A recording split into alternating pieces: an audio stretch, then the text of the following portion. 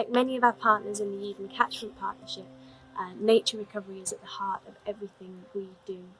Here in the Eden Catchment, we're home to over 1,200 sites of special scientific interest, yet many of these are in unfavourable condition.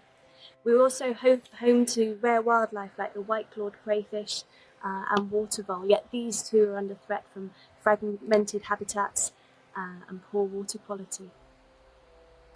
We've got wonderful stores of peat, which are a really important tool for fighting climate breakdown in terms of carbon storage and sequestration, yet a lot of our peat is in poor condition and is eroding away. So too our woodlands, a wonderful store for carbon and home to a wonderful range of biodiversity, yet these too are fragmented and often in poor condition. In the Eden Catchment Partnership, we're working with farmers, with landowners and with local communities to restore degraded peatland, to create new habitats and to protect our upland soils.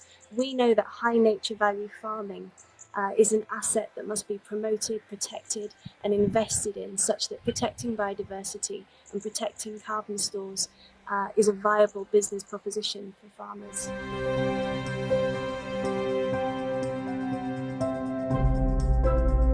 In the Eden Catchment Plan, we've got activity for peat restoration, for woodland creation following the maxim right tree in the right place. We'll be restoring habitats, we'll be removing barriers from streams so that salmon can return to their spawning grounds.